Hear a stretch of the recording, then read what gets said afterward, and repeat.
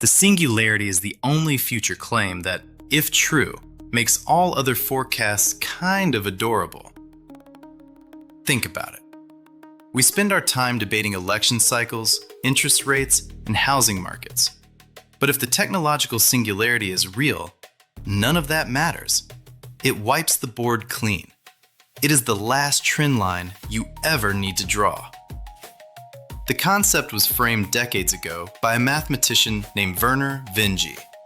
He argued that the moment we create an entity smarter than humans, the pace and shape of progress become discontinuous. It's an event horizon. Beyond that point, human prediction completely breaks down.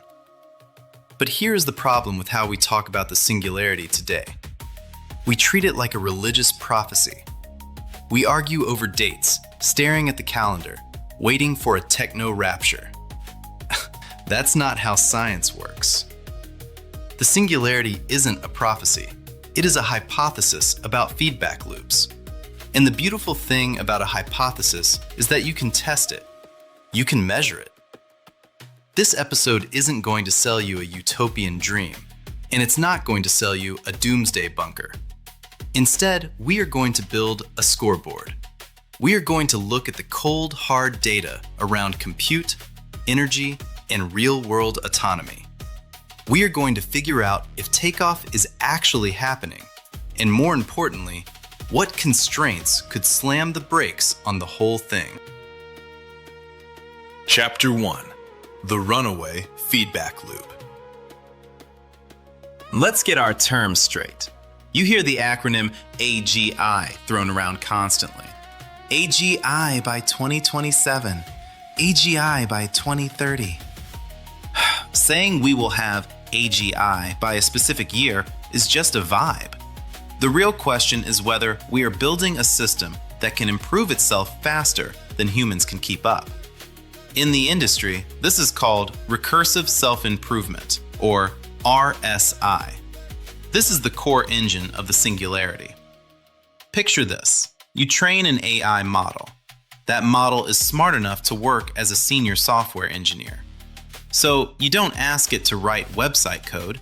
You ask it to design better architectures for the next AI model. You ask it to optimize the data pipelines. You ask it to write better software for the chips that will train its successor. Suddenly, the machine is iterating on the machine. If AI can meaningfully accelerate AI research and development, you get a compounding loop. Better models lead to better research tools, which lead to better chips, which lead to even better models.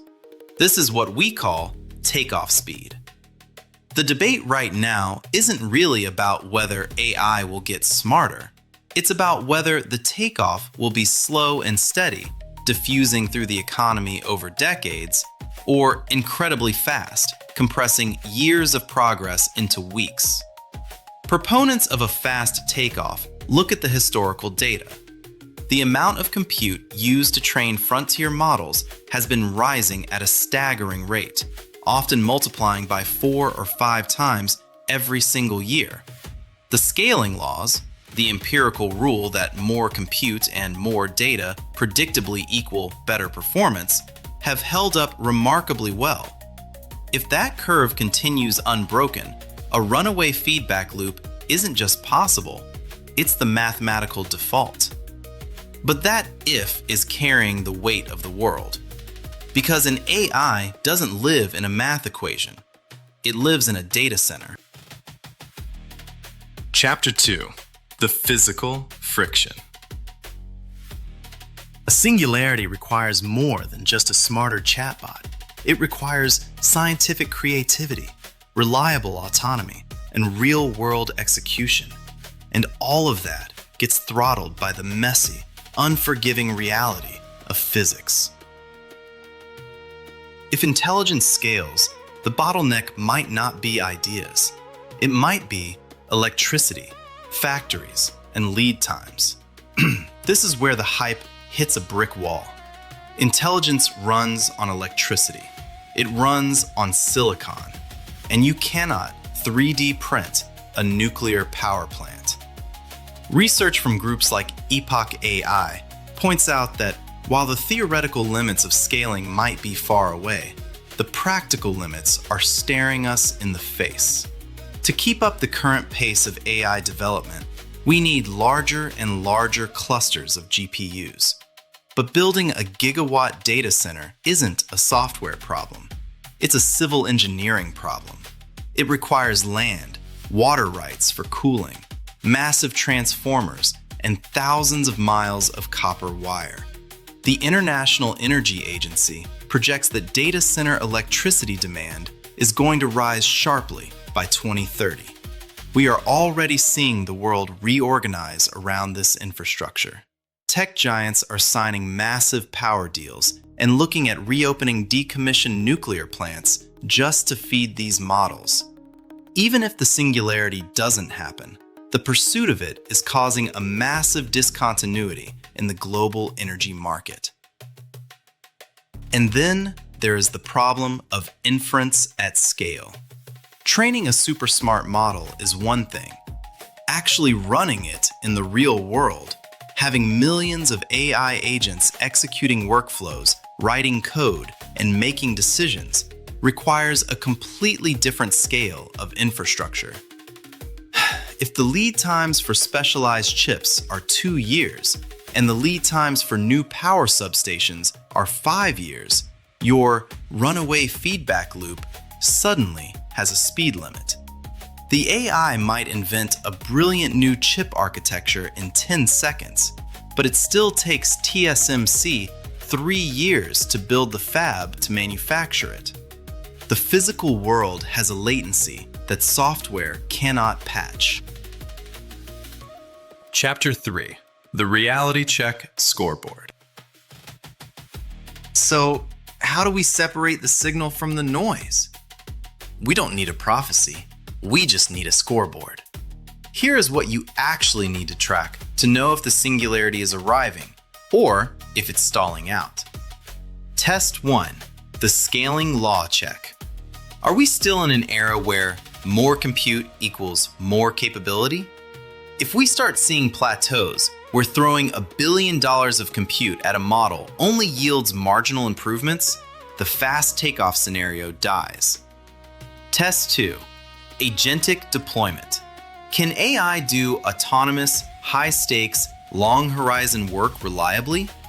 Right now, models suffer from brittleness. They fail outside curated settings. They need babysitting.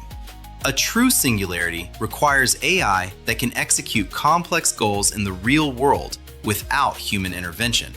If autonomy remains high maintenance, the feedback loop breaks. Test 3: the R&D loop. Does AI measurably accelerate AI research? This is the golden signal. We need to look for credible patterns of AI systems doing research work end to end, formulating hypotheses, running simulations, and producing replicable gains that humans validate. If we see iteration cycles drastically shortening, update your priors toward a fast takeoff. Test 4: the physical reality check. Watch the infrastructure growth. If deployment gets blocked by cost, energy constraints, or hardware lead times, the takeoff slows down. There are speculative forecasts out there, like the popular AI 2027 scenarios, that paint a picture of automated AI researchers unlocking superintelligence in just a few years. It's vital to read these as what they are: narrative extrapolations. They are useful for understanding the mechanics of how it could happen, but they are not proof that it will. We have to watch the scoreboard. We have to look for green flags, like sustained improvements on robust evaluations, and red flags, like capability gains that are mostly just benchmark theatrics. Chapter 4: the final verdict. The blurred line between science fiction and reality is getting dangerously thin.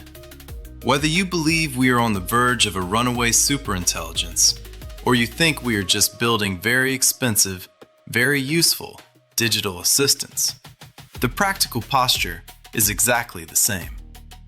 Plan for massive discontinuity. The world is rewiring itself to support this technology. The capital is moving. The concrete is being poured. The energy grid is being strained. The singularity is a testable claim. It's a hypothesis about feedback loops hitting the friction of the physical world. Constraints like power, compute, and build-out lead times matter just as much as the algorithms themselves. We can measure this quarterly. We can track the cost of inference. We can track the energy deals. We can track the reliability of autonomous agents. The rest is currently unknowable. Don't bet your brain on utopia, and don't bet your brain on doom. Watch the scoreboard, not the hype. Subscribe to join the expedition.